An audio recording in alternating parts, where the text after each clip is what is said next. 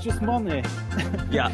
It's just a payout from the government. How are they thinking? How do they divide in their own minds where they are shunning and trying to defend in court that shunning? I can't believe how stupid they are. But now you go by a Kingdom Hall, and it's JW.org everywhere.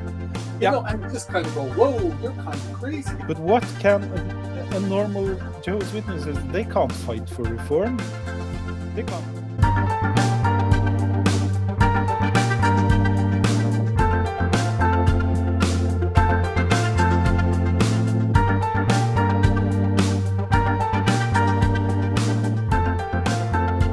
Hello, everybody. Welcome to EXJW-Live.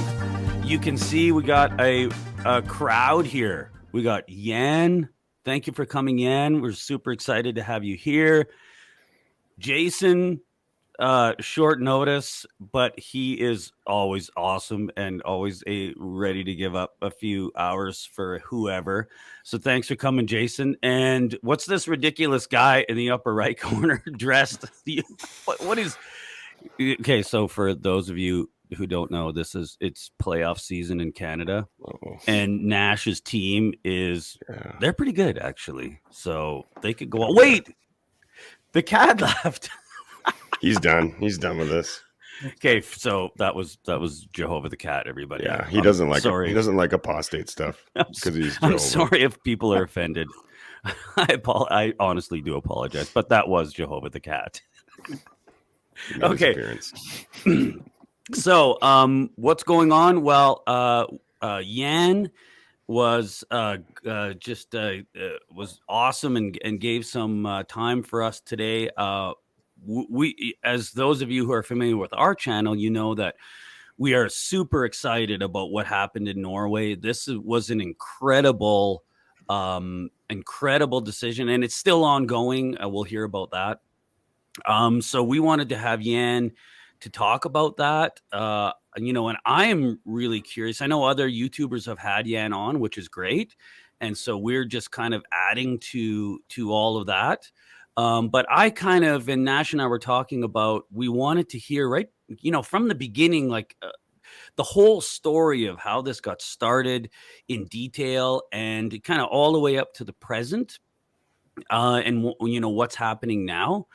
With regards to Norway and this decision and the appeal and all of that. And I know Jason was, you've been kind of there helping out Yan, for quite a few years now as well. So that's why Jason's here. And just because Jason's awesome and we like having him on the channel. Well, I think we'll just have you on every episode. Okay. He's eye candy for the show. Yeah. Eye candy. It's our sex appeal. Jason just shaved. So as you can tell, the rest of us don't shave at all. And I don't even get my hair cut. So. Or bathe regularly. No, or bathe regularly. Okay, well, let's get started. Yan. Yeah. I'll just start us off here.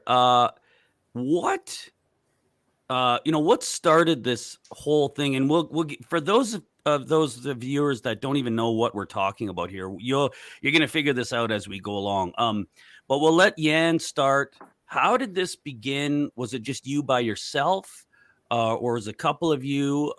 What got the ball rolling here? Start us right from the beginning here. It's never been just me. We've always been a lot of ex-Jehovah's Witnesses in Norway, talking to press, talking to media, telling stories. So I'm just a part of it, always been. But it's all stick together. For me, it began when I still was a Jehovah's Witness because of a case close to me, a CSI case. That's when I started to work with the press and started to tell a story and started to get connections in the EXJW world and also in the Norwegian journalists, media. I started to hook up with Jason, who helped me with finding resources online. I started to build a network with other extras. But so it's been a slow process. It started already in 2016, 2017, I guess, for me. When I started my fade, I started going anonymous online and telling different stories. First it was this CSA case that got pretty big. And then the journalist I met there also made other stories. They traveled to Ireland and met Jason, among other things. Wrote a story called The Blue Envelopes. Oh yeah, I remember that. Yeah, it's a great one. Yeah. And also, You wrote that. No, I didn't. I don't write. No, anything. journalists from Norway. Oh, the journalist wrote that, but you were part of that. Yeah. Yeah, we started to get connected and to look into a lot of these issues. And at the same time, one journalist started following me, and he followed my journey through on the way out from being a fader and through the mental crisis and all this process. And he followed me for almost 2 years. And they published a big article series. It was front page 5 days in 1 week. Wow.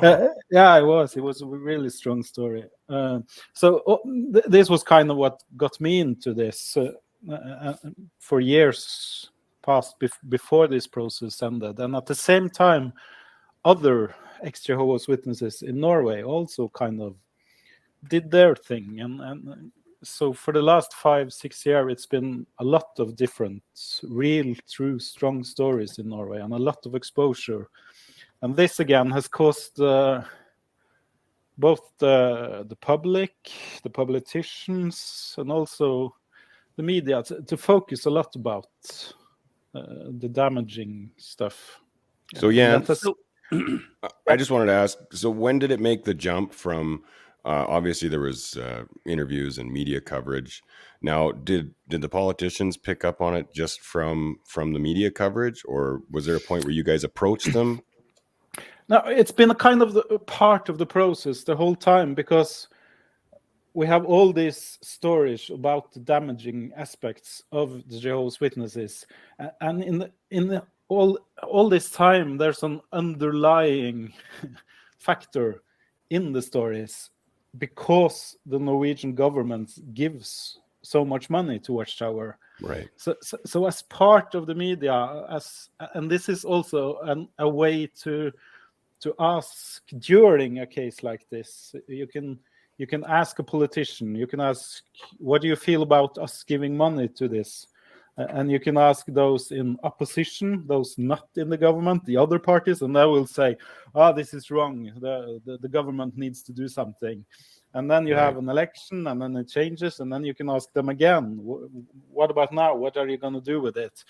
So the media pressure has been a part of this process because of this, because there's the way that the Norwegian state gives Watchtower so much money, it creates an it's a real conflict of interest, eh? Yeah, it is, and it's been kind of good for the sake of exposure, because it gives us a very good talking point and a dilemma for the politicians.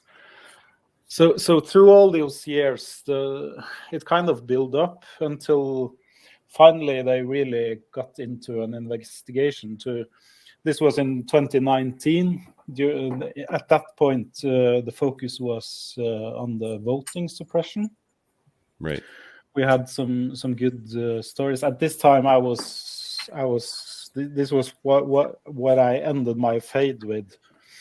I had been a fader for the first years of this, but during the cases with the voting, then I ended my fade, and I was on the front page of some national newspapers with full name and picture, talking about how you would get this fellowship if you voted in Norway. Yeah.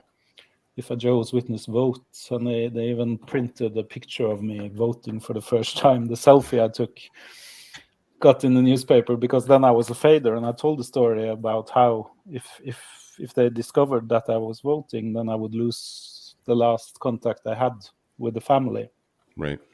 But at this point, they had already started to shun me. I wasn't disfellowshipped, but they had realized that I was That's something you can't really hide, hey? Yeah, Your at some point. attitudes, right? It Yeah. eventually comes out, you Yeah. know, and your family and close friends, just from little comments and whatever, they eventually start to realize, right? Pre-fade. I mean, sorry, the pre-shun. Yeah, it started then. So at this point, I came out, and this launched an investigation directly into this. Does this affect the funding? And that was 2019, and that's when Watchtower, their argument and the way they responded, I'm sure Jason also remembers this, is their argument was that okay, you get disfellowshipped or you are disassociated if you vote, but it doesn't really matter because it doesn't affect family relations at all. It's just a spiritual relationship that gets affected. So this was the Watchtower's response. Yeah, in writing in 2019. In writing to the investigation? Yeah, to the Norwegian government or the agency that responsible to investigate this. With regards to voting. So just on that, and if we go back to that point, it was also when Watchtower had announced that, look, it doesn't affect your family relationships, you will be disfellowshipped. A lot of elders, did they not come along and say, hang on a second, this isn't true, is it? And they had asked questions of the branch. Yes, I've heard stories from other faders and XJWs that a lot of Jehovah's Witnesses, because this was when I went to the newspaper at this time and talked about this letter, it was also starting to spread around. And in this letter, it's signed by 2 top Jehovah's Witnesses in Norway, and in writing in Norwegian, they clearly say that okay, you get disassociated if you vote, but family relations isn't affected by disassociation. Yeah, this is like a worldwide lie here. Yeah. You know what I mean? Here, you know, obviously you guys are familiar with our case in Canada and the Supreme Court case where we lost. They use almost the same wording in the letter as they do in the Canadian Supreme Court. Right. And of course, every Jehovah's Witness knows that this is not true. So I've heard about several Board of Elders that contacted to their circuit overseer probably, and ended up discussing this with the branch and say, why do we lie? Yeah. And I also met several, at least one I know by name, but I also heard about several others that woke up instantly because of this letter and just left. They realized that if they could lie so blatantly, then what else do they lie about? And then started doing research, and of course. Well, we've made this point on this channel before about how, and this is obviously, you guys are going to be well aware of this. There's a post in JW teachings. There's this point, you know, after the near the end of the Great Tribulation, where the JW stand against the governments because the religion has been destroyed and they're the last one standing, and they stand up before the governments and say, no, we're not, you know, and this is what kind of sparks Armageddon. I mean, I think that's still so here they're courageous before the governments. But look at what actually happens. Look at what happens now. They're not courageous. They just simply lie. They don't tell the truth. So that doesn't make any sense. And it's not. I can understand it if it was like kind of like heavy oppression or the threat of getting your fellow worshippers killed. Or sent to jail, then of course you lie. Or if it was your family members in danger, of course you lie to protect them. I would lie. Yeah, me too. Totally. Yeah, but it's just money. Yeah, it's just a payout from the government, and they shamelessly, without fear, lie in a way that any Jehovah's Witness will recognize as a lie. But still, they don't care. They want those money. I just find it. Yes. In Malawi, though, isn't it? This is the exact same thing in Malawi. And this is the thing that really annoys me about the Jehovah's Witness leadership, is that they have all these rules and regulations for all the ordinary members, and yet when they're challenged on what they're directing 8.5 million people, they don't own it. They just say, "Oh no, that's not true. You haven't got accurate information. You need to just talk to us, listen to what we say, which is we're going to twist what we say to make it sound more palatable to people like you. But no, that's not what we mean. But that's what 8.5 million interpreted to me. And when you think of Malawi, you had women being raped and tortured and men being raped and tortured. But then when it came to the leadership, the leaders in Malawi in the branch were accepting the party card. We're afraid to be tortured or harmed in any way, yet didn't mind all the ordinary members getting harmed.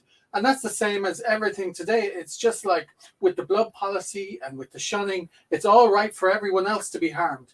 And it gets me wondering, if a governing body member or a helper needed a blood transfusion, would they get a blood transfusion? Yeah. Yeah.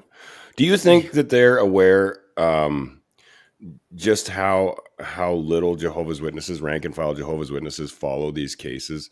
Because they seem to lie without hesitation all the time. And I mean, if every Jehovah's Witness realized this, you would think more would wake up to the fact that they're lying, or they would ask questions. So I always wonder if they just feel like their warnings to not follow the news is enough, or if they just don't care. It always hits me how they underestimate everybody, both their own members, but also the receiver of the letters, the government and the agency. They always write as someone is not able to do any research or search for themselves just on their own website. So it's really, I'm really surprised. But at the same time, we're heading a bit ahead of the time here, but they got 2,000 Norwegian Jehovah's Witnesses to write letters to the government about this. And at the same time, hoping that they didn't do research about what's in the case file. So they have taken some real chances here. Well, this cognitive dissonance runs deep. And I think sometimes, we all of us have been gone for a while now.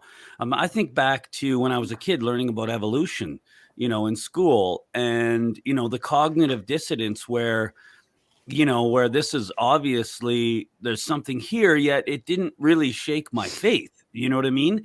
There is such a break in your brain between what the Watchtower is telling you and what's going on in the real world, right?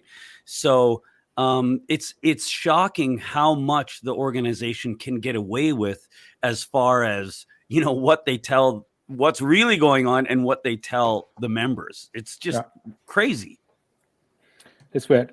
But back to the timeline, just to get it in order again. This was 2019, the autumn. And when the agency received that letter, they kind of said, okay, as the law is, we can't just deny, we can't stop the funding because of this. So Watchtower got away with it. But the agency pointed to the law and said the law is not specific enough. We can't just stop, because they fund all the religions in Norway. So they can't just stop funding someone just because we don't like what they do. We need a law that is specific and how to deal with it. And based on this, we can't really do anything.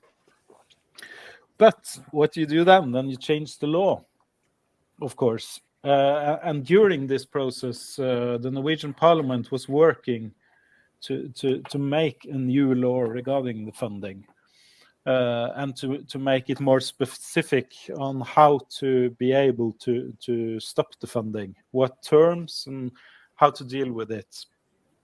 So this new law was set in place at 2021, when 2021 started.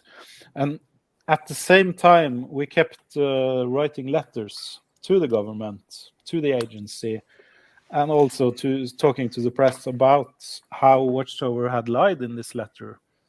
And we also pointed to their literature, of course, live links to their own website, talking about the shunning and instructions on the shunning, and of course the Shepherd book, and and exposing this. And Hey, all Jan, those. I have a question for you. I just want to talk about this law a little bit. And see, the reason why I want to get the specifics is because, maybe other people in other countries, including us in Canada, we can try to do something similar to, what's happened in Norway. Now, this law came into place.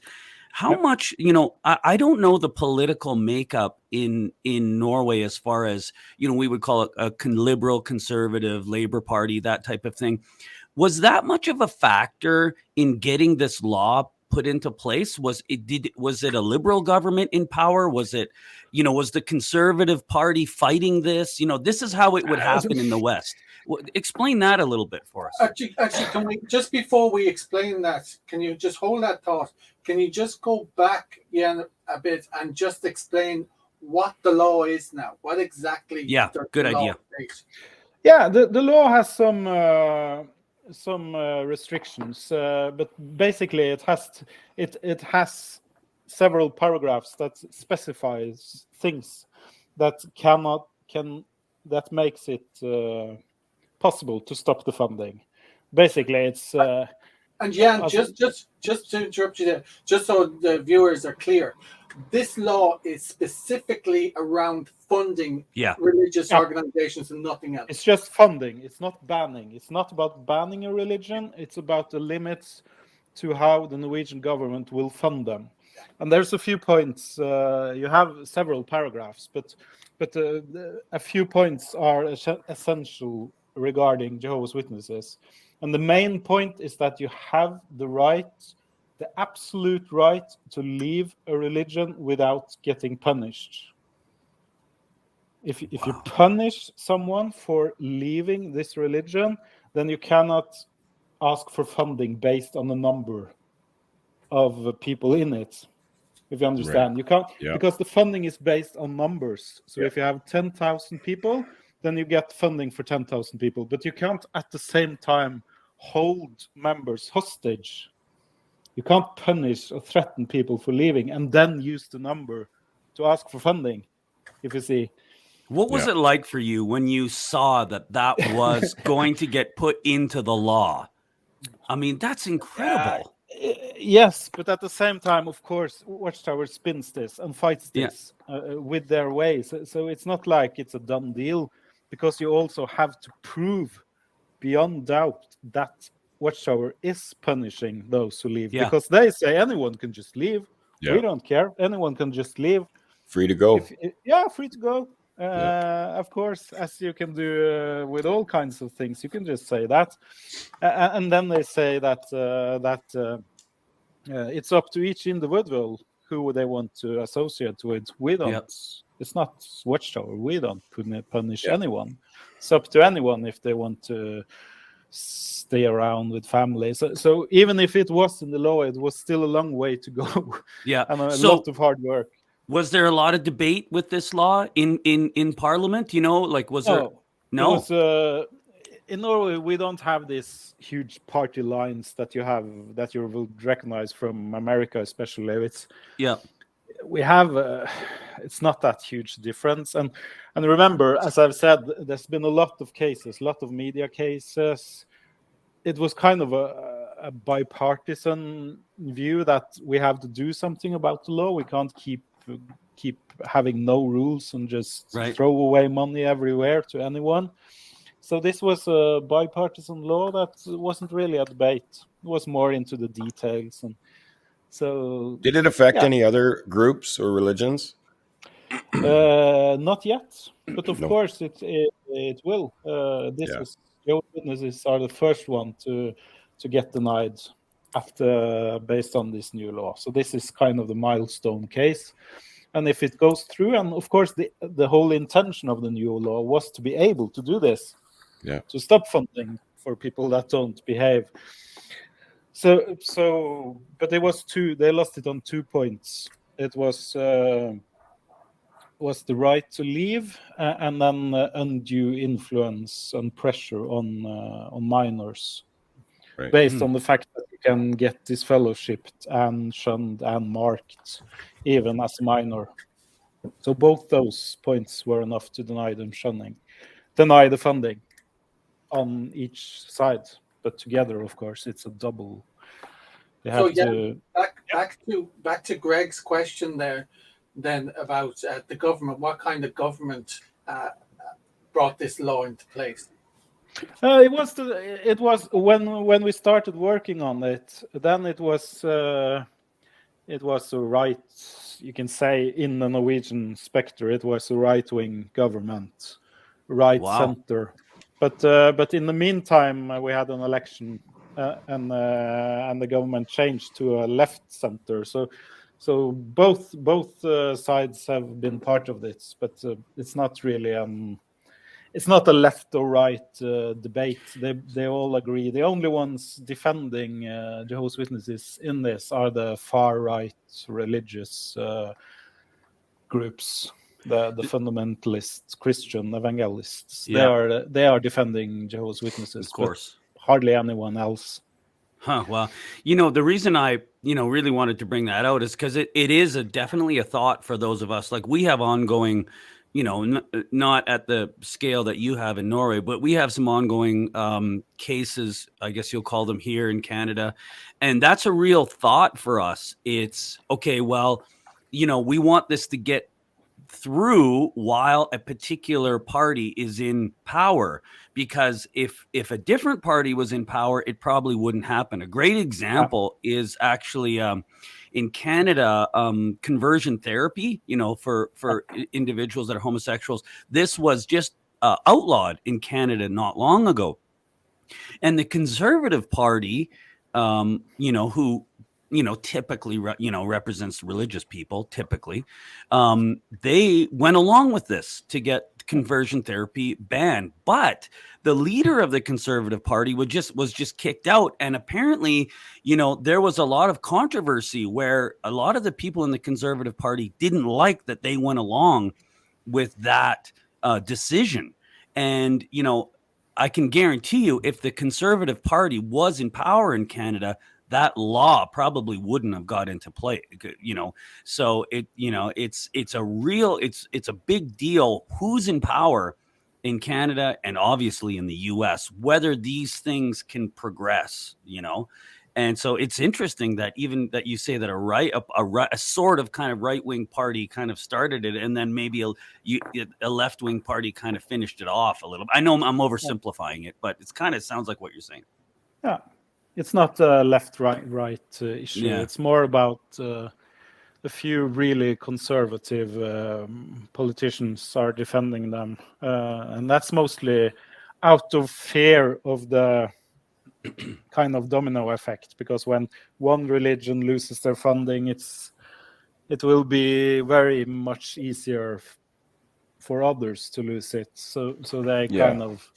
And there's a lot of strawman arguments about how now, they use kind of the woke thing that if you don't allow this and that, then you will lose funding. So we need to stop it right now. But it's not really an issue, because the law doesn't say nothing about like stuff like that. It's not about what you believe in or what you think. It's about the structure of members, how you deal with members and numbers, and how you treat your members.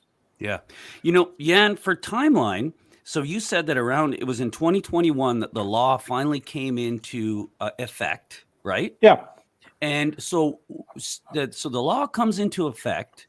What happens next? What happens between, how long did it take for them to, what was the next step? Did the funding get removed fairly soon after that? No, it's a process, because every year, every organization has to apply for the funding based on their numbers.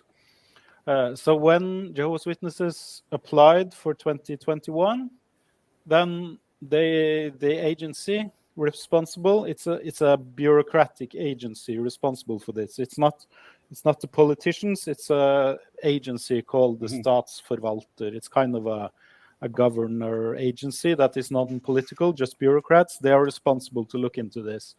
And when the law was in place, when they opened an investigation, as is it called, they sent the press release and they sent a letter to Watchtower that they were opening an investigation. And in this first letter, they pointed to 3 letters, because all this time in the background we were sending them information and we were kind of arguing, and all the way from 2019 and up until this point, both Watchtower was doing heavy lobbying. You had this, what's it called, the British top dude, Jason? The European Association of Jehovah's Witnesses. Yeah, and this, I forgot his name. They even had a Zoom meeting with Paul Gillies. Paul Gillies, yeah, Right. several. And at the same time, at least myself and Rolf Furuli has started to write letters with links and with references to Jehovah's Witness literature to counter the stuff that Watchtower sent in. So all the way through these 2 years, there were lots of papers in the system. But in 2021, then the Fylkesmann or Statsforvalter, the agency, they declared and sent a press release that they had opened up an investigation into Watchtower regarding the funding. Wow. Did you know that they were going to do that before they announced it, or what? Where were you? No, this was the second it was announced, then the press wrote about it, so we knew it. But all this time we follow, because Norway has very strict laws regarding insight, so we can all the time we can follow this case file on the web and demand to see. Yeah. So every letter that goes out and comes in, we get to see. Interesting. In Canada, you would have to do a freedom of information request, probably. Yeah, we did. It's similar, hey?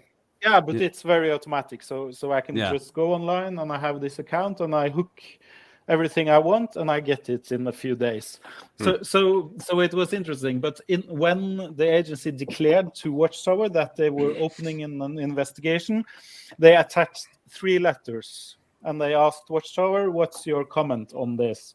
And that was 1 letter from me, 1 from Rolf Furuli, and 1 from one anonymous Jehovah's Witness. He's still a Jehovah's Witness, it seems, who had sent in. And all these letters were detailed with links and to Watchtower's own literature about instructions on shunning and disassociation. And the agency said, "We're opening a case and you need to respond to this. You have to defend yourself or explain what's your thoughts on this." So that was that kind of started the real process. And then we're in 2021.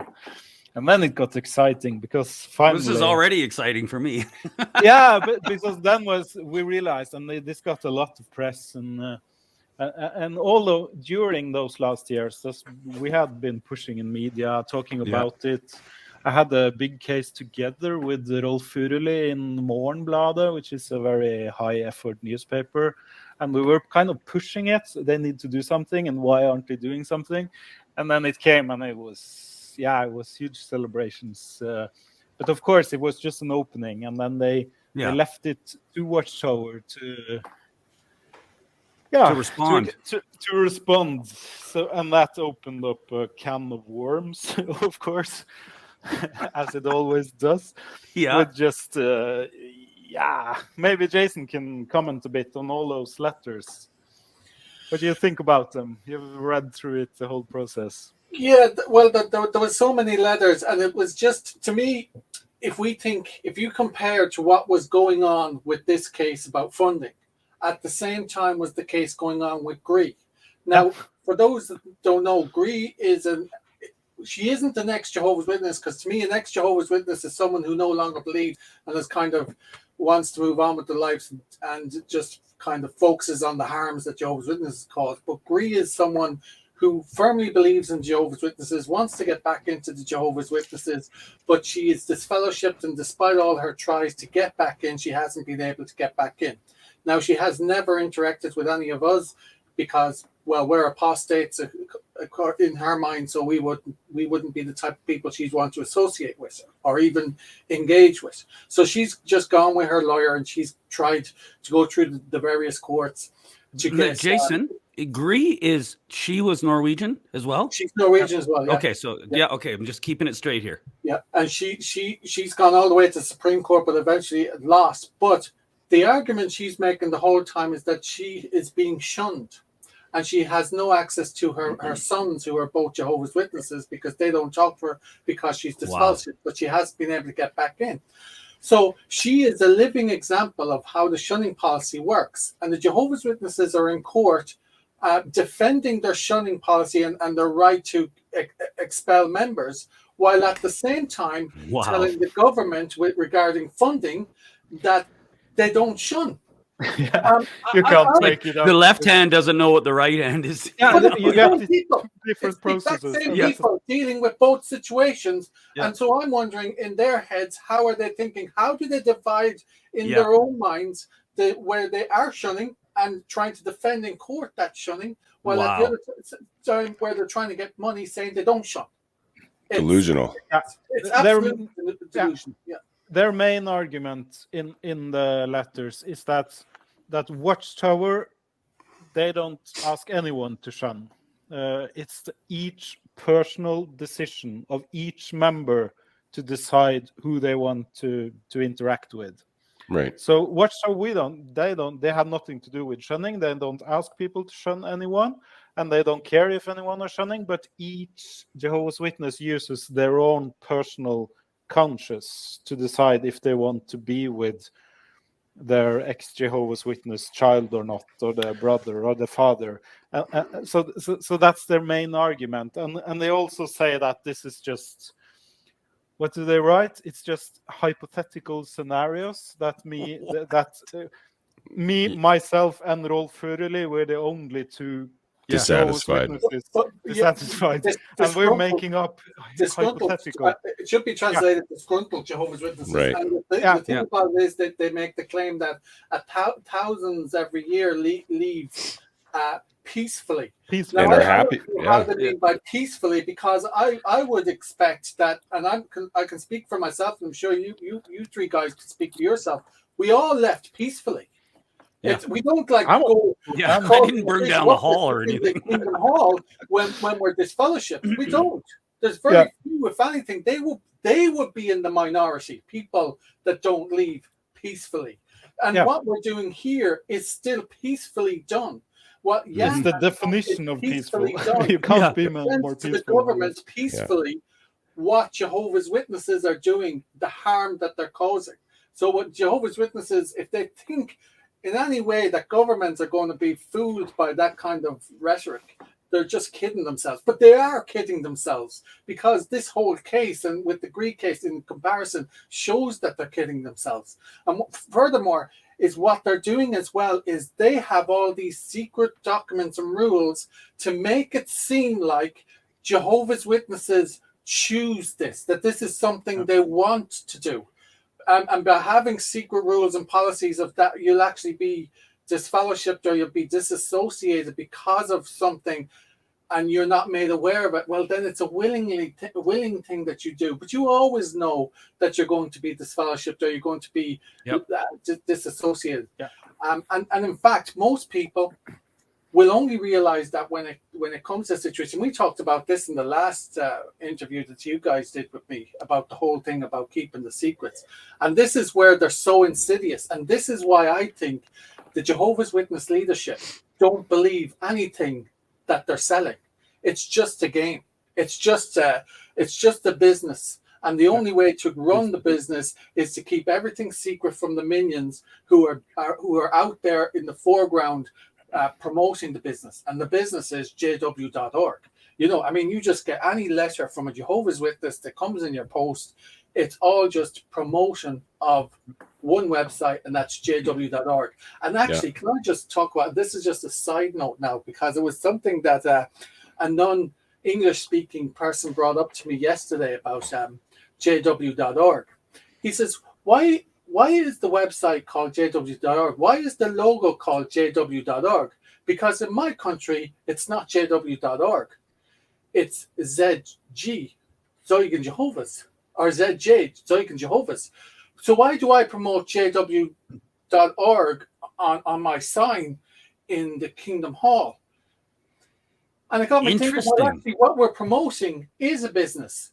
It's a brand. Not promoting our religion. We're promoting our business, because if you're promoting your religion, it will be the initials of your religion in that country by the whatever that language is. Like in Russia, it'd be SI.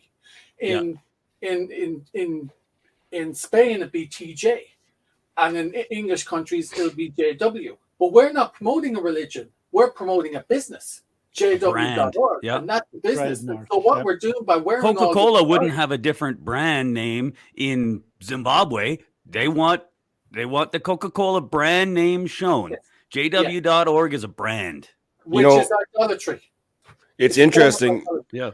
It's interesting. I wonder if there was a change at some point with leadership, because when I was young, we worked on the regional building committee all the time since the time I was a little kid.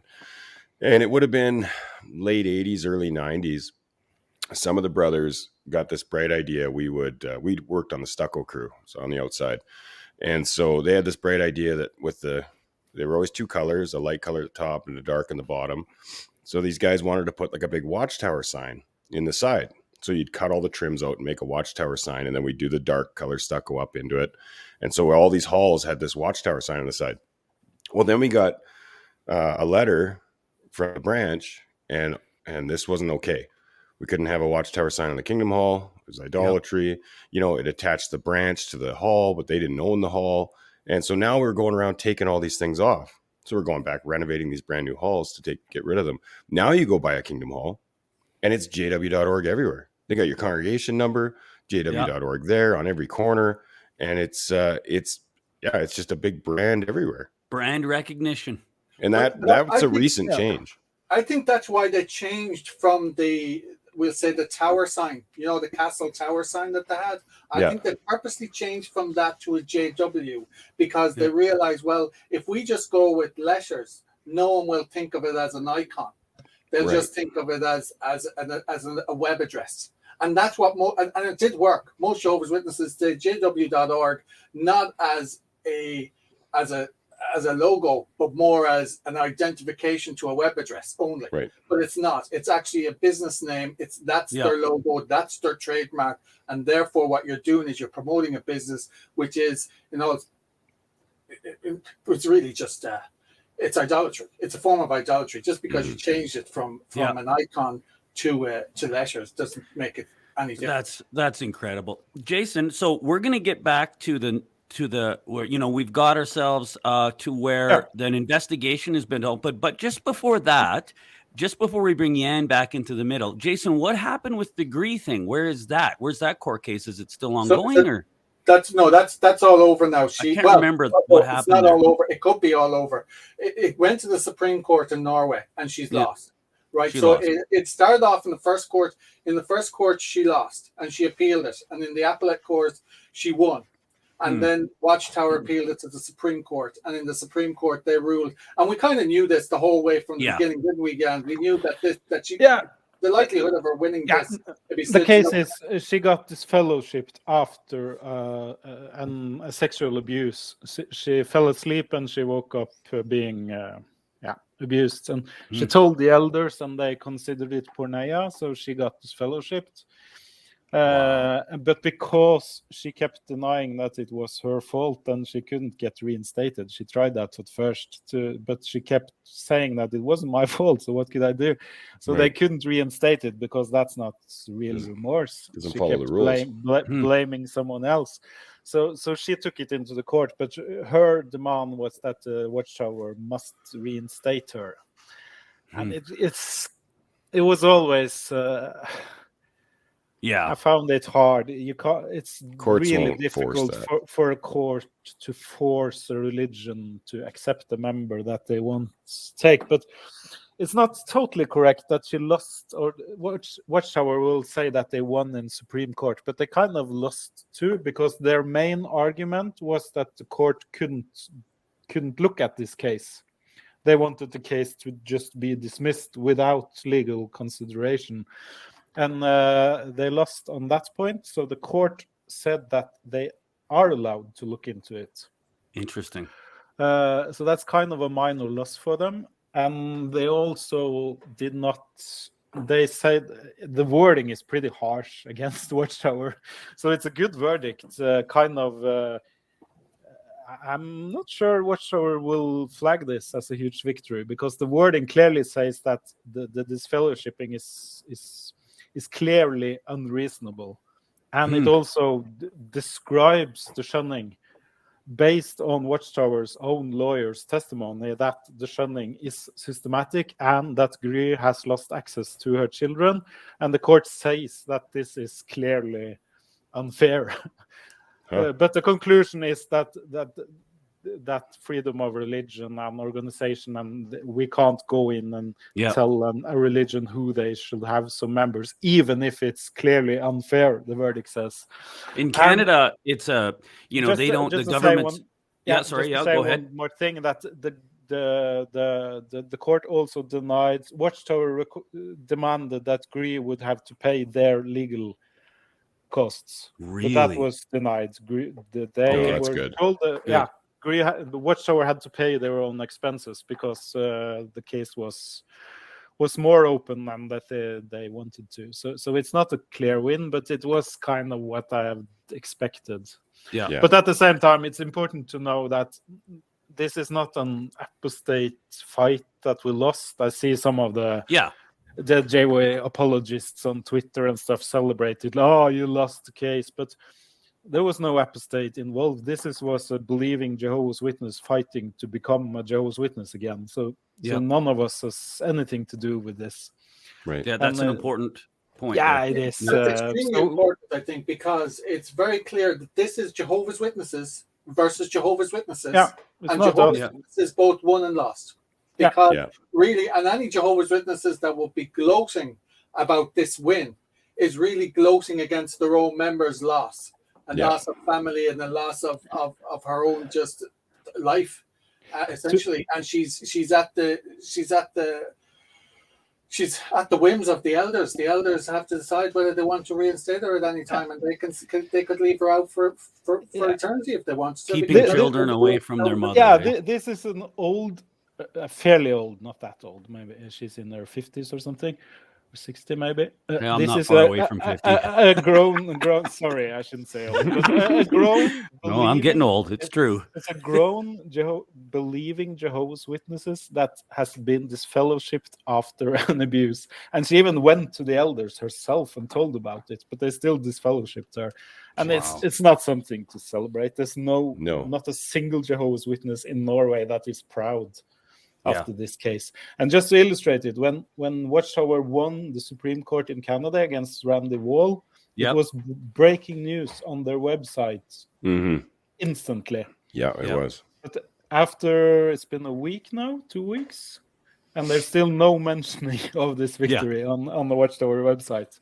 So I'm not sure. They pick and choose legal development. Legal developments is what we want to talk about. Even after a victory, they still haven't mentioned it. So interesting. I'm a bit curious. Either they are waiting a bit to spin it, or they don't really want people to look into this case because it's so bad. Also, the situation in Norway is so bad for them that I don't think they want attention to it at all. Well, it could be a case, just to be devil's advocate, is they could be deciding that her lawyer has said that she might take this to the ECHR. So, with Randy Wall's case, that was the end of the matter. He couldn't go any further than the Canadian Supreme Court. Whereas this one, he could take it to the ECHR. Yeah. We'll have to see. But the main thing is, for us, apostate, this has been you can't really call it a popcorn case because it's really sad for her. But for us, we can just lean back and watch them tear each other apart and watch the exposure. But the good thing is that the Norwegian Supreme Court, in several points in this case, have established that Jehovah's Witness shun family members.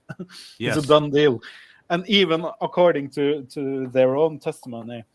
So at the same time, they are fighting for the funding, denying the shunning. Well, let me step in here. Okay, so what we've got, the law has been instituted in Norway, and an investigation opened up.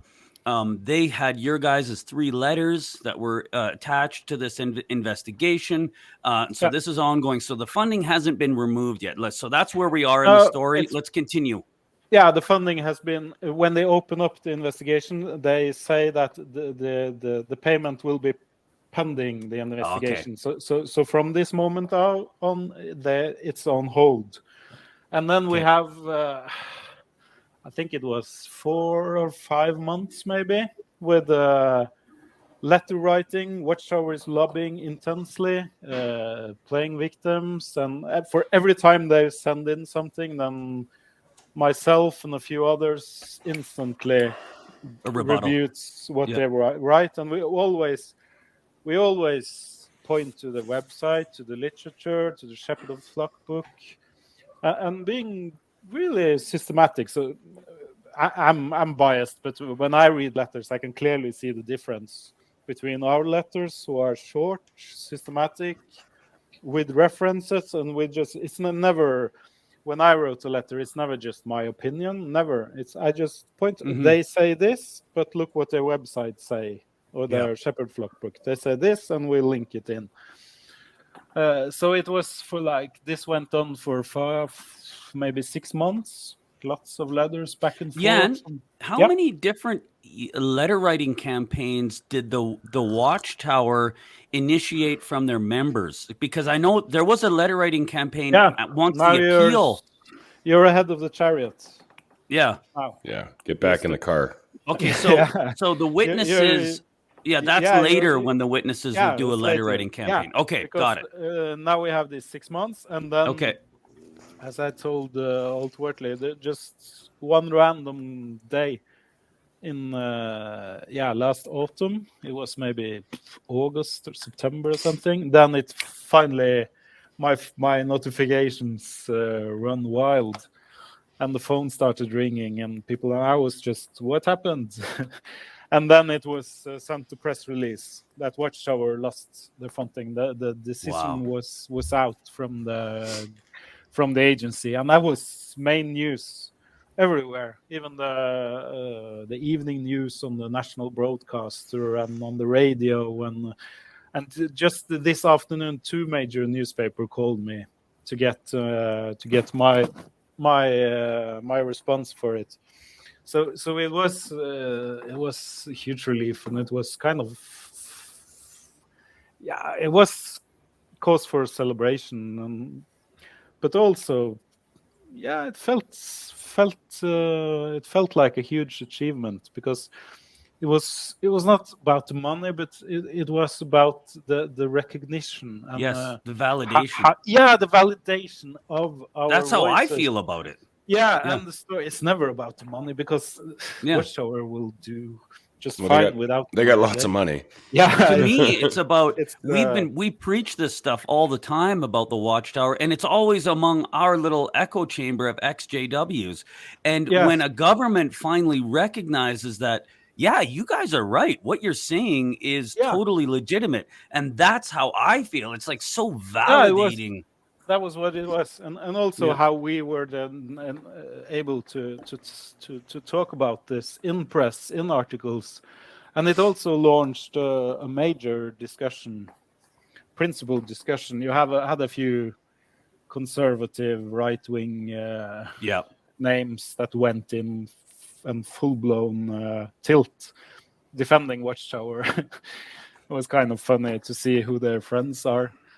Of course, the ultra-conservative people, they went in and defended Watchtower. So it started the debate, the principal debate about religious freedom versus secular. Do you guys think their Watchtower has any paid? Like they paid people to do any of that? Do you think lobbyists? You mean? Yeah, paid lobbyists. Any thoughts there, Jason? Yeah, Jason. Yeah, I've too many. They pay Massimo Intervigna, they pay Holly Folk, they pay Gordon Melton, they pay any of these scholars who are pro religion at the expense of humanity, who will say that any religion is okay to do whatever they want to do, because that's what religious freedom is, which is a form of extremism. Because, in this day and age, there are certain things that you can't do. Like if you think back to the Bible and you think of at the time when discipline was meted out, it was stoning, stoned to death, or there was chopped off the hands, or some other kind of horrible thing that they would do to humans as a form of punishment, and think that this is proper Justice. justice Yeah. because it's for God, and God wants us to do this. But we should move on from that. Well, we've definitely moved on from the stonings and the cutting off of hands, although in some countries there's still practices, but they're kind of countries where the human rights don't exist in those countries anyway, and the likes of Jehovah's Witnesses are probably banned in those countries. But this is why I think Jehovah's Witnesses could be a much better religion, a much more peaceful religion, if they and would have less issues to deal with if they didn't have the harmful policy of shunning. Right, it's okay for people to leave, and it's okay to say that these people are bad. I have no problem with them calling me bad if it makes people feel happy. But to say that you can't talk to them, you can't talk to your son, you can't talk to your father, you can't talk to your grandparent, is wrong. In this day and age, we have to move on from that. And just because the Bible said that you should not speak to such a man, and that's only taken a verse in 1 Corinthians 5 out of context, because you have to also take into context 2 Corinthians chapter 6. But sure, what do I know about the Bible? And so, but it's back to Jan's thing. This is what I would like to see, right? We talk about money being taken away, but the only reason we want the money taken away is that they get sense, and that the money can be given back to them if they see sense, and that they could end the shunning. Sure. This is what it's about. That's around the world that I'd like to see, where we could see that the tax breaks could be taken off them. Yes, exactly. Not taken off Jehovah's Witnesses. Any religion that has harmful policies towards their members, that causes harm to them, because it is a form of torture, and it's a form of coercive torture. This shunning and expecting members to shun their very family members.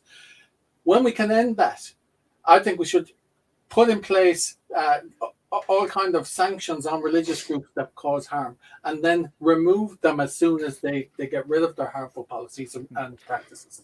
And it's a frustrating. Go ahead, Jan. It's not, as we say, Watchtower they are fine without the money, but it's not just pocket money either. It's almost $2 million every year that they lost now from Norwegian government, and it does hurt them.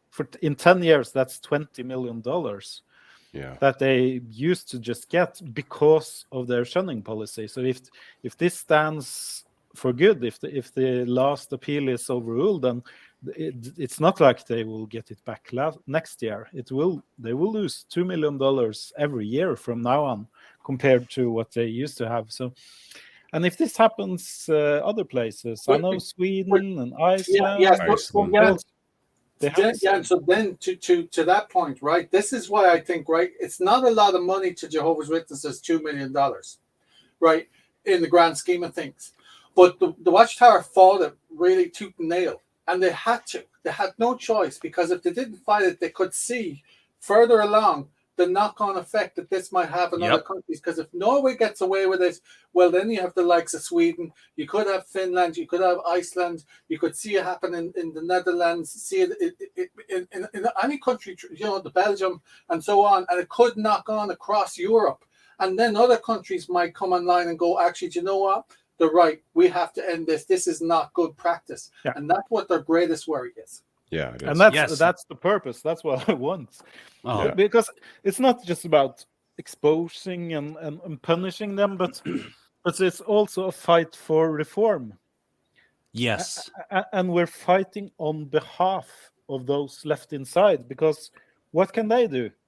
I remember from being Jehovah's Witness, the regular Jehovah's Witnesses, they hate the shunning.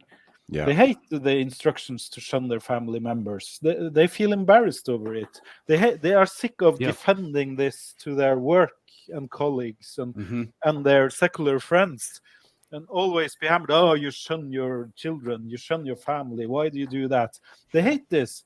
But what can a normal Jehovah's Witnesses? They can't fight for reform. They can't tell their elders that now we must stop the shunning. No, they can't. It's us. We can do it. We can punish. We can push from the outside. We can expose them. We can We can push the leaders. We can take their funding away. And at some point, I'm pretty sure at some point in 10 years or 20 years, they will end the shunning. They will do fraction shunning or something like they did with the blood, or make it voluntarily up to each one, a conscious decision. And when that happens, it will be because of this pressure, and it will be to the benefit of each Jehovah's Witness out there.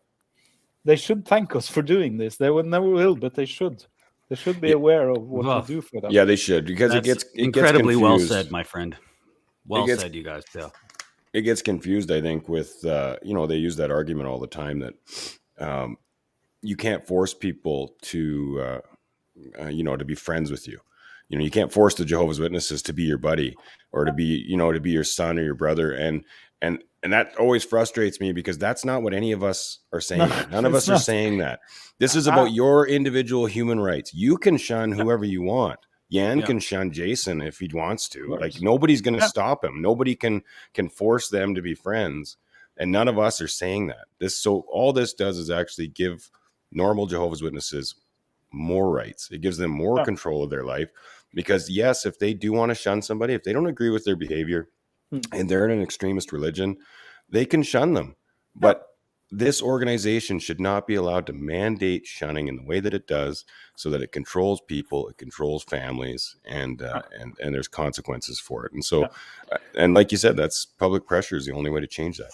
Yeah, of course. On a personal level, I can't force my mother to talk to me again if she doesn't want. If she feels in her heart that she never wants to talk to her son again, then I respect that. But what bugs me is that there are forces behind her that forces her to do this decision. That tells her, or tells my father, that if he doesn't shun me, then he can't be an elder no more.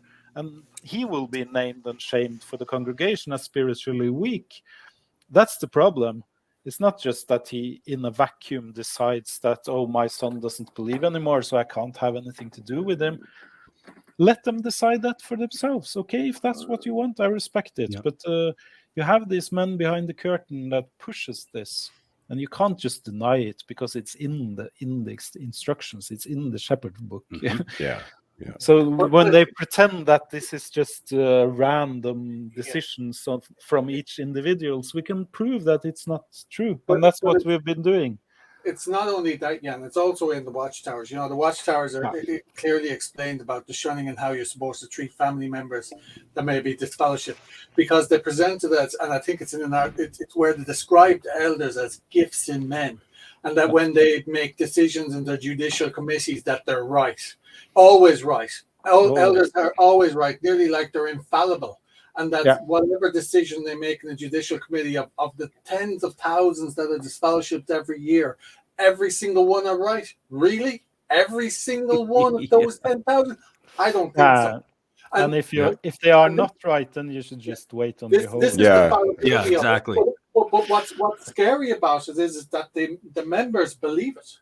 And my mum, for example, she revealed to my sister, she says, do you think Jason would ever talk to me again if the Watchtower changes the rules on the disfellowshipping?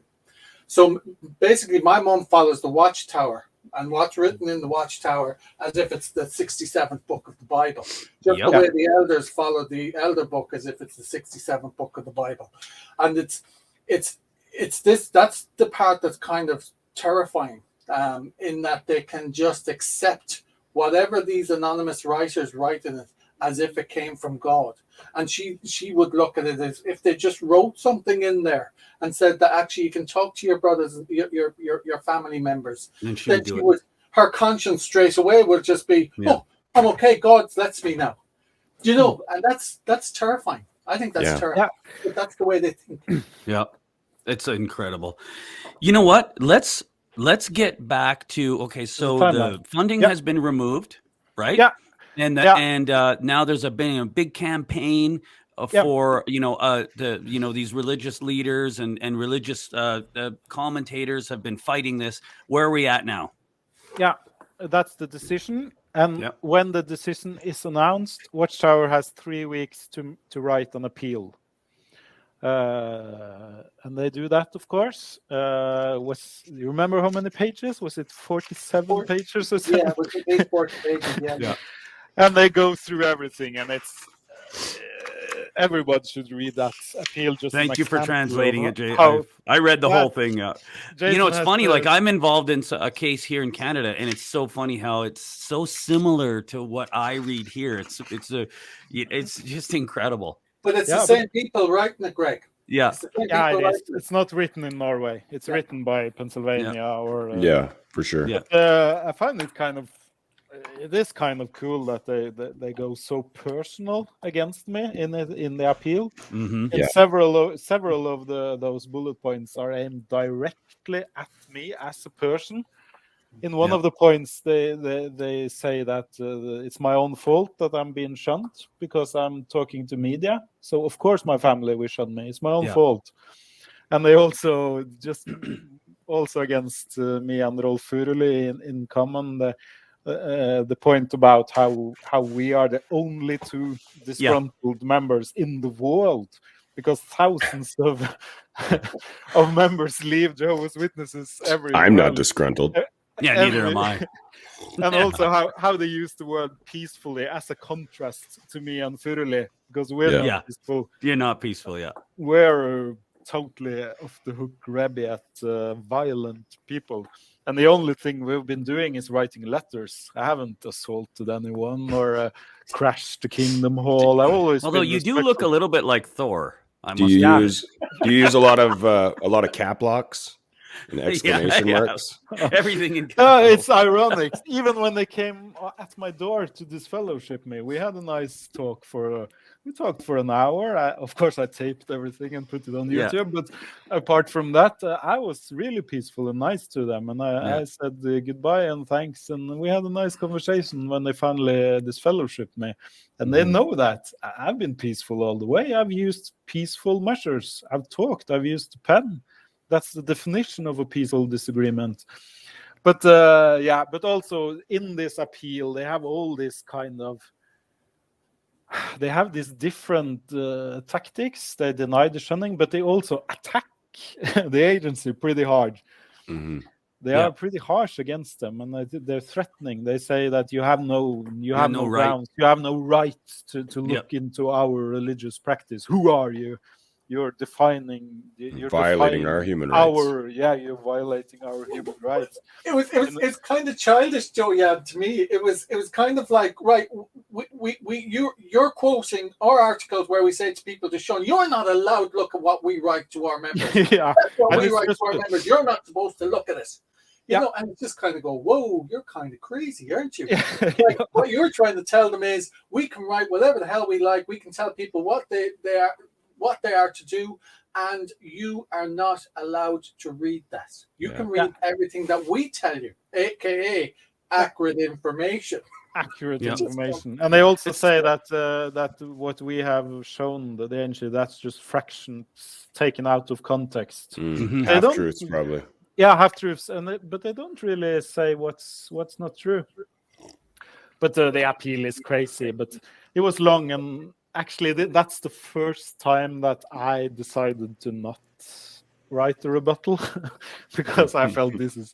I've said everything before. Yeah. I'm not. I don't think I can do that. But Rolf Furuli wrote one, and anonymous that was originally in the first case. He wrote one, but for me, I felt it was. I don't need to repeat myself. I've written this a lot of times, and it's in the case file. But at the same time, they wrote this appeal because I'm watching, me and several of my friends from the Norwegian community, we are watching this case file in the website that you can watch. And at some point, it's just started to blowing up and everything was drowning. There were several hundreds new posts every day. From redacted names, you can see the names, but it was just support letters, and we were starting, what's going on? Yep. And we got I got some journalist friends to start digging into it, and it showed that this was Jehovah's Witnesses writing in support letters, And when we got the article printed, the number was around 2,000 letters. That's what we normal people call spam, and it's so typical of Jehovah's Witnesses. They just can't control themselves. They can't limit themselves. So it's not. They could have written 50 letters, but they just can't. They just. And I got at first I demanded access to all of them, but I got that denied, and I could have complained because it's part of the case file. So but the argument from the agency was it would just be too much work because they would have to go into every letter and redact personal information. Right. So I got access denied, but through other ways, I have read 3 of the letters, and they're basically all the same. And it's just, it's obvious that they have asked Jehovah's Witnesses to write, but they haven't asked them to look into the case. Yeah, if you were to tell people what's the content of those letters, it's the same content in those letters that you would read if the letter was sent to you personally as part of their preaching activity. Yeah, it was just, we're nice people. I've been on Jehovah's Witnesses for 30 years. I like it here, and I am happy. So and I'm not shunned, and things are cool. Yeah, things are cool. But it's just like, so I don't know. It was kind of nonsense. But when the journalists wrote about it, they asked Watchtower, and they said, "No, we haven't done anything. We haven't asked them. We never told them. Really? This is a personal decision from each. We never told them to write to Russia either. That was that was all their own. Like 2,000 Jehovah's Witnesses just suddenly within a week started to engage in politics. No, it's not going to happen. But I know how they've. I didn't know that. I didn't know that they denied that they asked their members to write in letters. No, it was the personal decision of each. Just like the shunning, it's very personal. Yeah, so the branch pretended that they didn't know about the letters at all.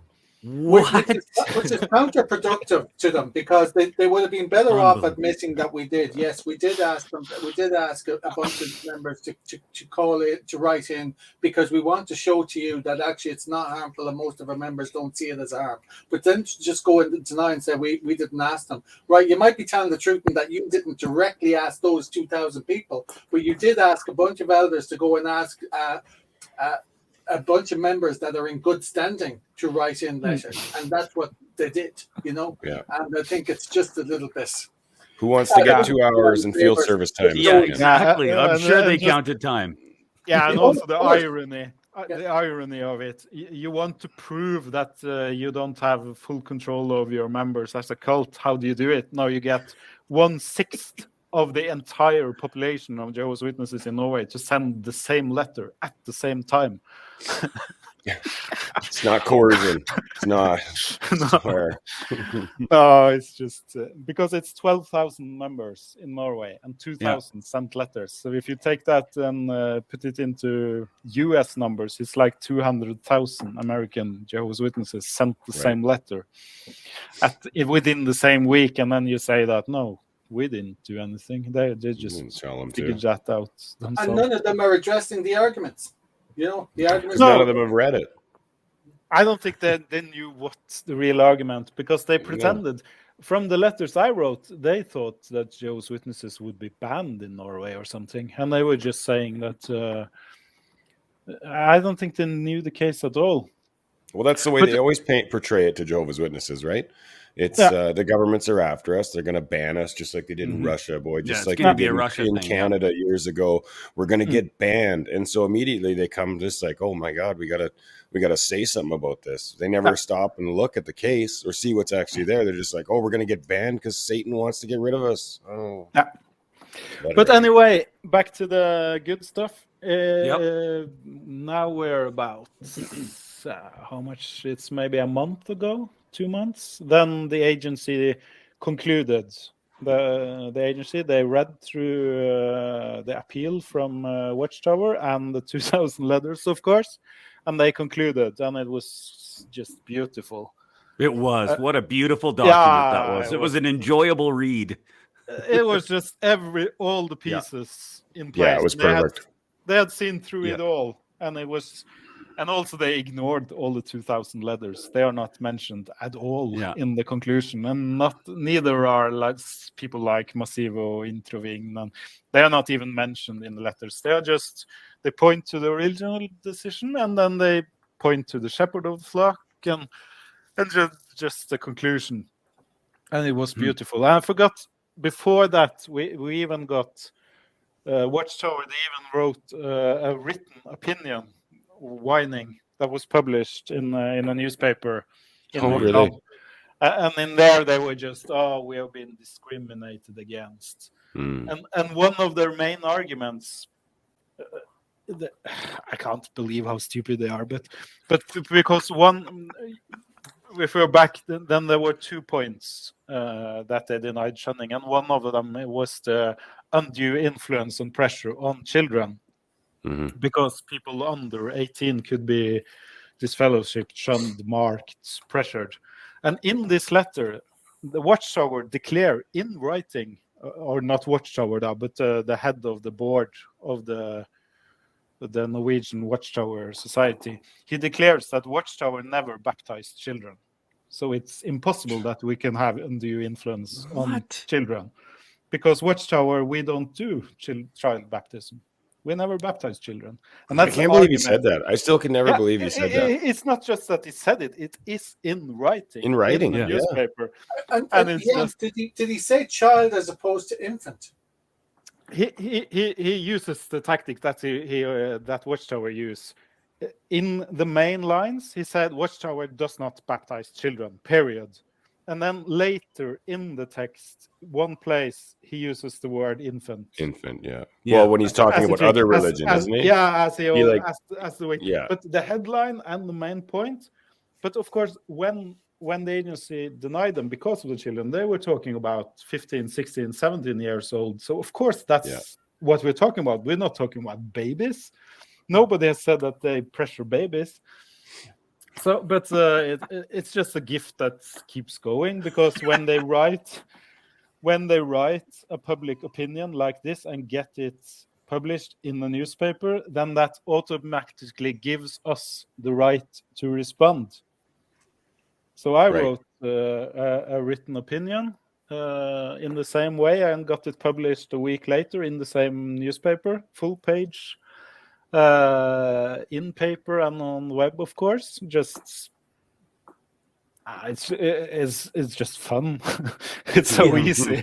It's I almost feel embarrassed because it's so easy to just to push back on it.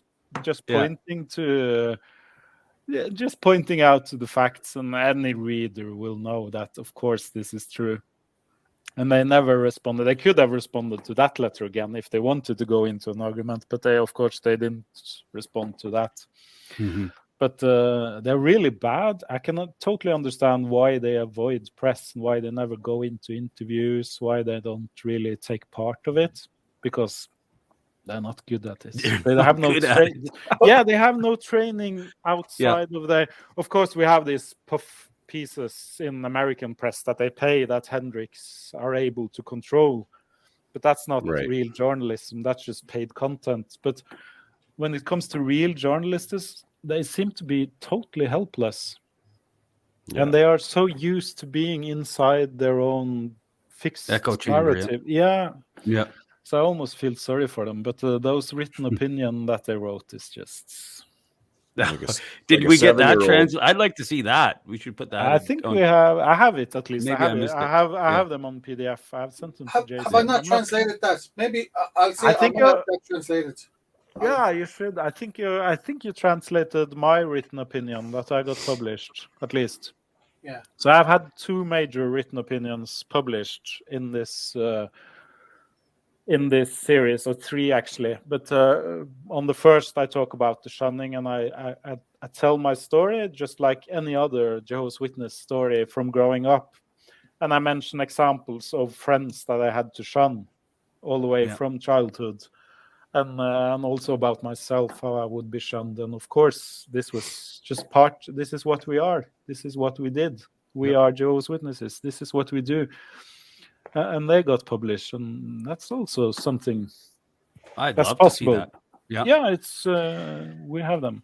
So Yeah. you guys mentioned, I was a little bit unaware. I kind of thought that for now this thing is kind of done, but you guys are saying that this is kind of still ongoing. So where are we at now, Jan and Jason? What's happening? The agency responsible for this decision, they have concluded, they are done. They have done this, but there is one opportunity that Watchtower can, because this is the agency responsible for this, but the Watchtower have the opportunity to appeal once again into the Department of Religion.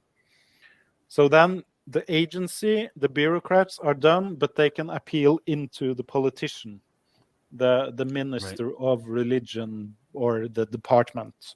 So that's what we're waiting for. That's the last straw for them. Have they actually officially appealed to the Department of Religion? They've done that. Okay. Yeah, and you were waiting on a decision. Yeah, so we're waiting on a decision, and now the last move has been to, what's the organization called again, Jason? European Association of Jehovah's Witnesses. Yeah, they have asked for meetings, and they are pushing hard to lobby then the minister. They have asked for a meeting with the minister, but that was denied. But the last thing I saw was that the department accepted a meeting with them a week ago, but with lower level officials said we're willing to talk to them. So in theory, it's this last part, but I feel pretty confident. It would be really unheard of if the minister just overruled their own agency, because the agency it's not like someone's opinion. The agency are responsible to handle this case, and they have done it thorough, and they have written a real reason why they do it based on 2 parts of the law. And also the appeal confirms this, and it's very well written, and the reasons are clear. So it would be really unheard of if the Minister of Religion just say that we'll just let them keep it. It would be a real blow against the agency and everyone that has done a real job concerning this. So I feel pretty confident, but at the same time, it's politicians. You never know what they can do, or who they talk to. But I don't think it's just not one person's opinion. The Minister of Religion can't just say that I don't like this, so I'll just drop it. It doesn't work like that. It has to be. I think also that the Jehovah's Witnesses didn't do themselves any favors with GRI. No.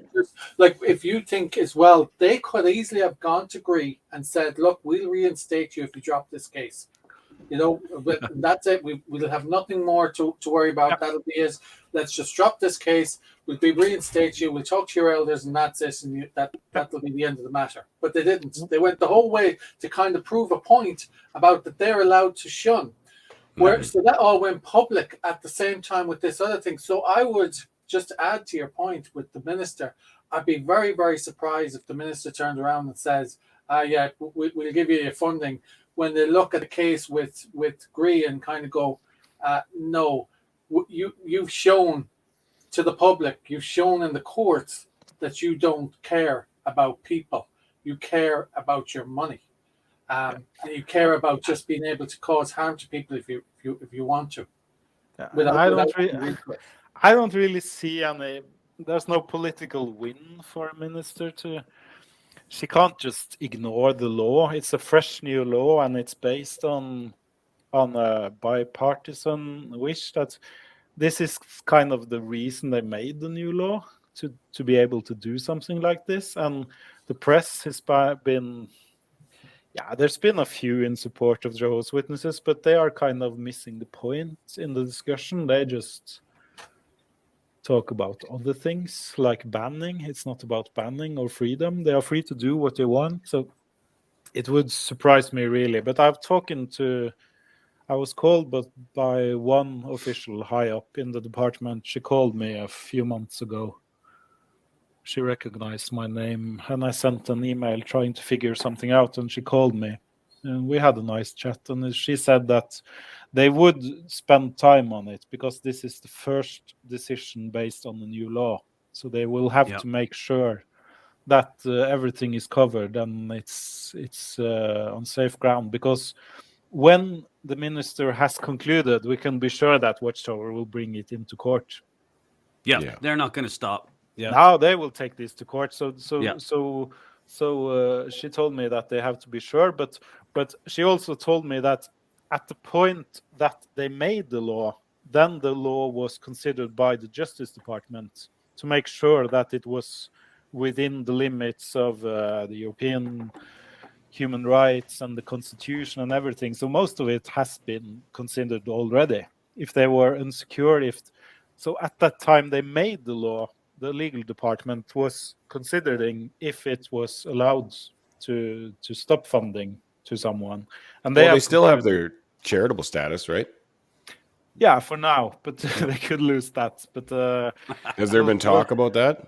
Yeah, it's been talk about it, because the same rules that goes to the funding also applies to the charitable status. So it could be around the corner, but we'll wait and see about that. But if they lose the funding completely, then the agency has said that around the next corner, their status as a religion will also be considered.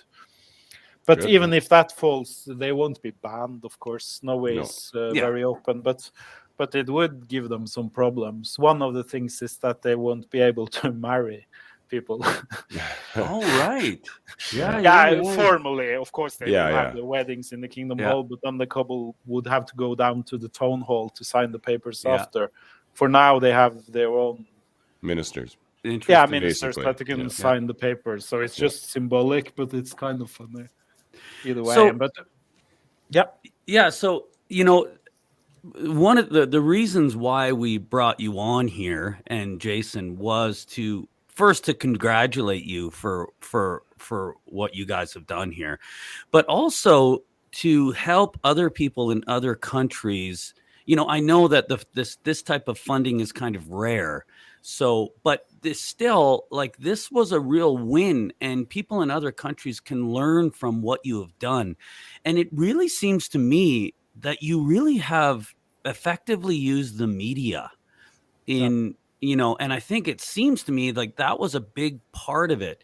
Can you speak just a little bit about that, and you, Jason, as well, and how other people can learn from you there? Can I just change the question slightly? Yeah, sure. This is the question I want you to answer. Yep. It's when we go back to the Elder article, right? You spent a lot of time going around trying to get people interested in the story. But how did you do that? And how did you get it to the point where you then got a journalist to take you seriously? And I mean, that article was a huge article in that local newspaper. It took up a few pages of the newspaper, I believe. It was front page and 17 pages within, I think it was, on the Saturday edition. Wow. So it was a huge story. Or 13. I think it was 17, actually. No, it was a long process. I think it was from the first time I started to try to get this story out until it was released. I think it took it was 2 years or something. So it was a lot of struggle. And I emailed several. I got someone looking to it, and then it wasn't, and then it stopped, and then I tried someone else, and then it stopped, and it was like shouting into the forest. I knew I had a strong case. I knew this was a killer case if someone would look into it. But it was really hard, and it took a long time. And even after the point where I reached those who finally made the case, it still took them a long time. It was a deep case with heavy research, and they traveled to a convention. They traveled to Spain, and it took a lot of time. And I was like, it's. How did they get to the point where they thought, okay, this is a big story? Because you have to think it's a big story or a very interesting story if you're going to be traveling to other countries. Yeah, it was. They know there was some juice to this story. Yeah, it was, but people started talking to them. I talked to them. Some of the victim talked to them. They got access. Actually, they were kind of sneaky, so they got access to several Jehovah's Witnesses on the convention they went to, and they pretended to make a happy case. Of course, they were. This is an smart. incredible story here. Wow. Yeah, it is in English. It's without paywall, so it's possible to read it still because the case story was published in Norwegian, of course, but it got lots of international attention. So I asked them, either we translate it yourself and spread it, or maybe you can make an English version and you get the clicks at least and the ads. Yeah. So they made an English version without paywall, and it's still out there. But it was a strong case, and that kind of also during this process that they wrote, they got so much material that they published several major cases just short after. They had one about judicial committees. That was huge. I think it was actually, just on that one, because I believe it was that one where you had reached out to me and said, do you have the elder manual in Norwegian? Yep. I said, I don't, but leave it with me. And I went off and asked a good friend of mine. I can't name him because he's Jehovah's Witness, but he's a good mate. And a shout out to Average Joe, by the way. And he said, "Yeah, I can get that for you, Jay." And he sent it on to me, and then I sent it on to you, and you sent it on to your journalist friend. Yeah, I also started spreading it amongst the community, and that was huge because none of us had ever seen the Norwegian Shepherd Book before. But suddenly, and that was the old version before 2019. So I was able to go into a forum, a Norwegian forum, and just, ta-da, look what I have. And everyone was like, what?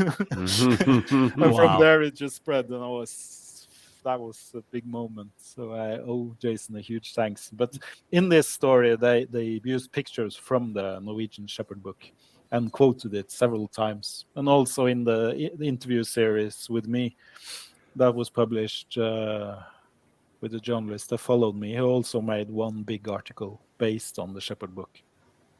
Well, so that was a huge achievement. It's so incredible. There is so many things that people in other countries can learn from you and Jason about how you guys stuck with it for years. I just hope that this spreads, you know what I mean? And I know it is spreading already. Jason, you look like you want to step in. I just want to make the point very clear that the only way activism works is if we work together. And if you feel that you have information and you want to keep it to yourself because you're using it for whatever it is that you think you're using in your own country and you don't want to share it, well, you're not helping activism, because activism works by sharing information. And this is what journalists like the likes of Norway and other countries, those journalists have found that, well, this person in a particular country, I can get information from him, and then I can get it from someone else, and I can get the bigger picture and see exactly what is happening. Because the issues within Jehovah's Witnesses, let's be very clear, the issues within Jehovah's Witnesses cross borders, right? It's a worldwide problem. So we have to work together. Whatever country we're in, if we have information that we can share, let's share it. And let's make it as available as possible so that we can empower ourselves and empower each other to be able to share that information, because it's that information, like the likes of the Elder Manual, the policy letters, all of these other kind of secret documents that show the inner workings of the organization. That's what journalists are interested in. That's what gives them the meat to their arguments that they make when they write an article, because a journalist won't go near anything if it's just hearsay, because they'll be open to litigation. But when you give them enough information to show that this is exactly what they do, then they've got something to go with. Yes. Yeah. I won't say one thing. Maybe someone won't like it, but I'm going to say it anyway.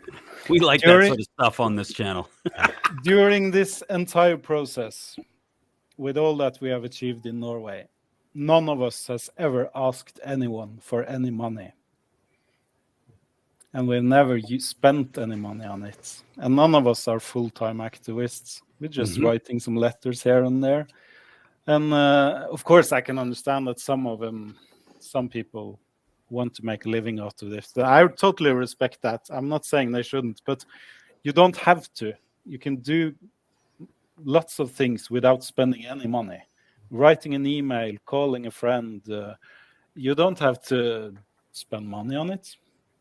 Well, you don't need the 570 patrons to make a difference. Just spend some time, use some energy, write some letters.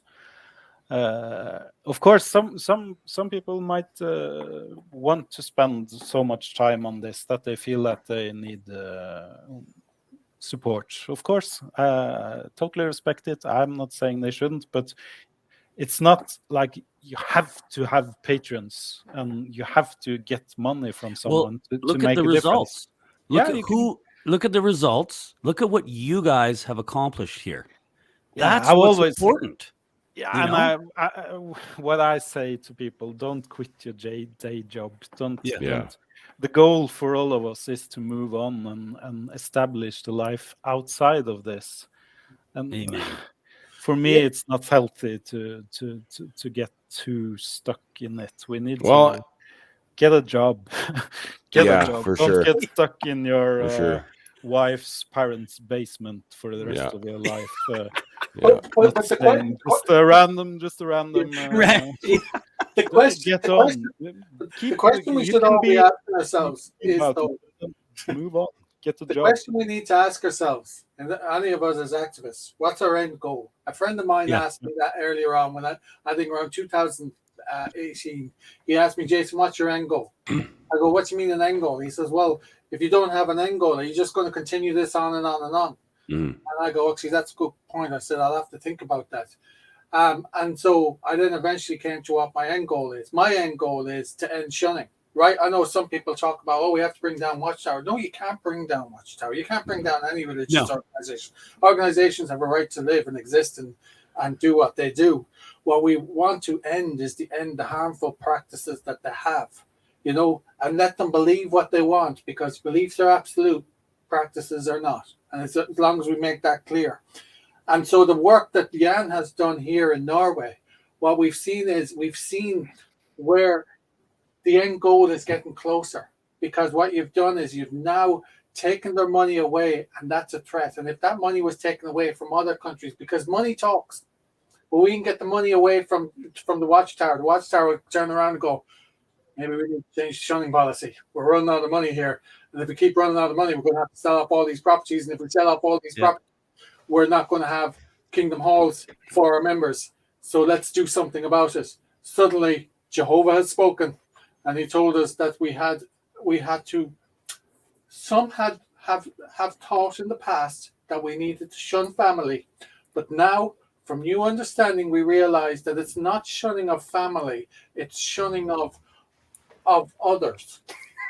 Wicked practices. Yeah, the irony hate the sin, not the sin. Kind of, they have already included this in the Shepherd book in the pages about the judicial committees. They have separated family from in the paragraph about shunning. You can be put on a judicial committee if you ignore the shunning, but it doesn't apply if it's family. But they don't want Jehovah's Witnesses to know that. If they had put that in the Watchtower article and let everybody know, then things would have changed. If the average member knew that there was exception for family in the judicial book, then they would act accordingly, but they don't want them to know that. So it's a secret paragraph. It's a secret loophole. You don't have to shun family. But none of it has scriptural basis. I'd have that anyway. No scriptural basis. That distinction they've made in the book is just for them to get around the legal loopholes that they're trying to find. That's all that's created for. Yeah. It just shows the dishonesty that they have towards, and the lack of integrity they have to their own doctrine and to their members. And that's the saddest part about all this. I want to say one thing. You can tell I'm ready to wrap it up. I know you are. I can tell you're trying to get out of here. So I'm going to say one thing. Just with regards to what Jan was saying, what we were all talking about, as far as making a difference and doing our part. I think we need to be careful too, because there are some like well-known or whatever activists that we see all the time on Twitter, YouTube, whatever, that maybe we think, well, I don't really need to do anything. I'm Bob in Canada, and what am I going to do? I'm just here to watch some YouTube content. I'd sure love to see things change, but I don't need to do anything. Those guys got it. But the reality is, that's the people that make the changes. Is the regular guy who writes letters or has a story or knows somebody with a story, and they raise awareness, whether it's to journalists and media or some representative in their government. That's where the real change comes from. Somebody with 60,000 views on a video, I mean, I bet 40,000 or 50,000 of those views are from XJWs. So that's not going to affect change in the Watchtower. And that's what we all said. That's our end goal, is to see change, right? We want to see pressure. We want to see them pressured to change. And the only way that pressure is going to come is from governments. And so that's where we can do our part. And don't leave it to other people. This is all of our responsibility. Yeah. And you don't have to be a full-time activist to do anything. I've never considered myself an activist. If people ask me who I am a father, a worker, a dog owner.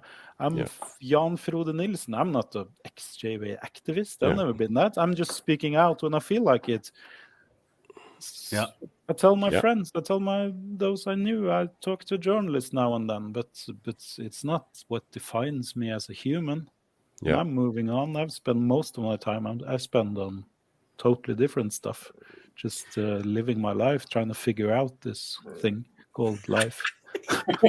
After that's what I am. I'm not an activist. What a great line to end on. I'm just trying to figure this out. You know what? I do want to end on one thing here. You don't want to get too excited because the fight isn't over yet.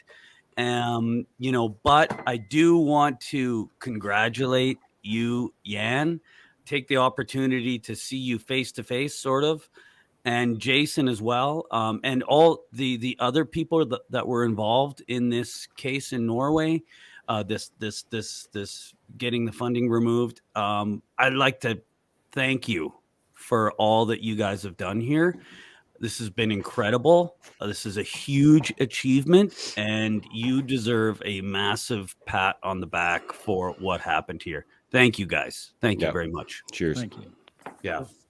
Okay, so we're going to end it there, and thank everybody for watching EXJW-Live, and we will see you on the next episode. Yeah. Go Oilers.